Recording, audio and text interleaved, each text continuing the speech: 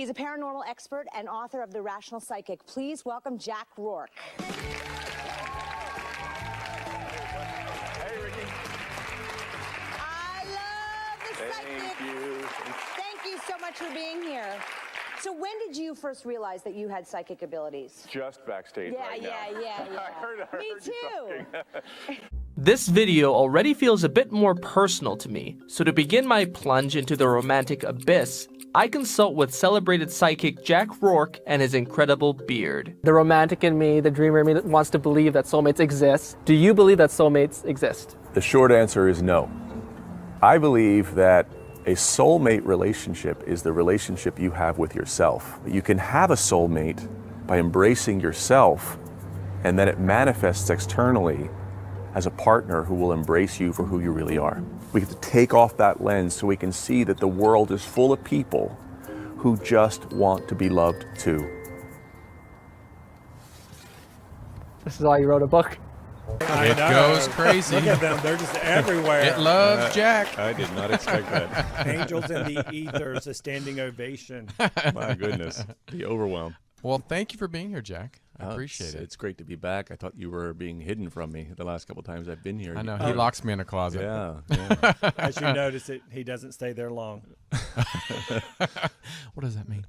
So That's another show. I know, right? So, Eddie, I'm going to let you take lead and go for it. Absolutely. So we're going to talk with you today about 5 things that can change your life, and from which perspective are we going to get these? Meaning, you're obviously a guy. He's a man.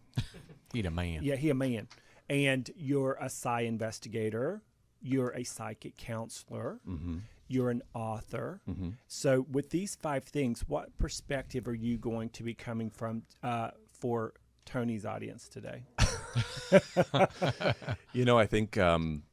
I think mostly I would be speaking from experience and from working with clients for nearly 20 years.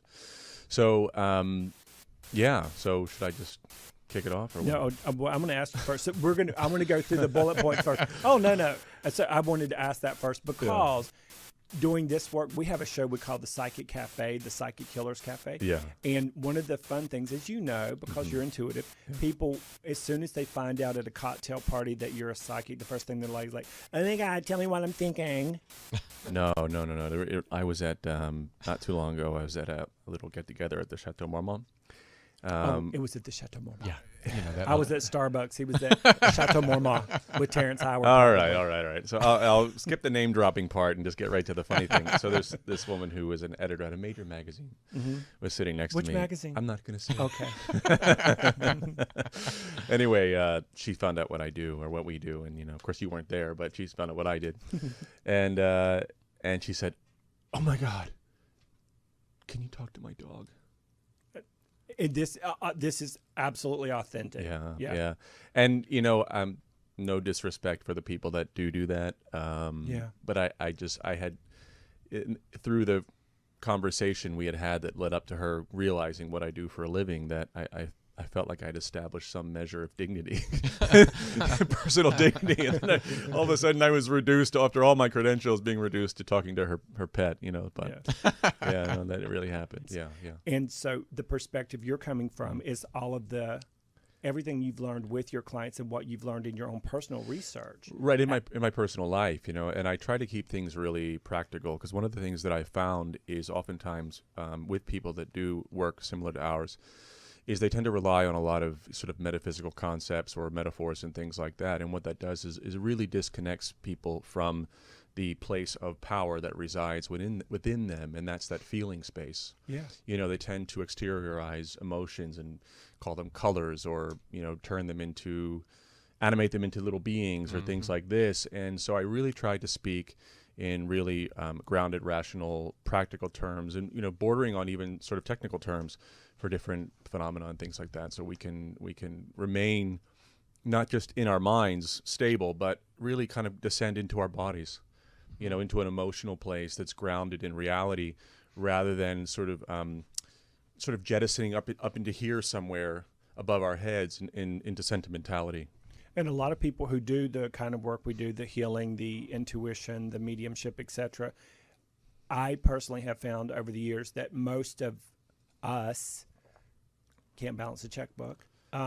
And they live from their throat chakra, their third eye, and their crown chakra and up. They hardly ever are grounded securely in their earth chakra. So the bottom three chakras are all earth. It's survival, sacral, and your self-esteem and your self-confidence. And then there's the heart chakra, which is not of the earth and not of the heavens. And then you have your third eye, your crown, and your throat chakra. And these are your heaven chakras. And the way that you get grounded is, in a woo-woo way, is you come from your heart chakra as frequently as you can, which will bring your heaven and earth together as one. And so you're bringing science and the intuitive aspect of who we all are as individuals into the 5 topics. Does that make sense? Well, it kind of makes sense, yeah, but it also it speaks to another point as well, is that what most people don't recognize is that extrasensory perception, by and large, among naturally psychic people, is an affect of the fight or flight response. And it comes from a wounded place. It comes from fragmentation. And so... And get knocked in the head. Sure. And so what happens is that folks like us oftentimes, they do kind of are operating very much in the mind, in the mental, and up here, because what that does is they've created a persona. They've created a way of a strategy to manage themselves, to keep themselves from dropping through a place into something that historically may have been more frightening, a place to really feel the reality of what had happened to them or what's going on. And so when they develop this alternative way of balancing themselves through perceiving information or being able to predict and control their environment, it's very difficult for them to let go of that. Because to let go of that, they have to reconfigure that persona that actually stabilizes them and keeps them from feeling what's really happening.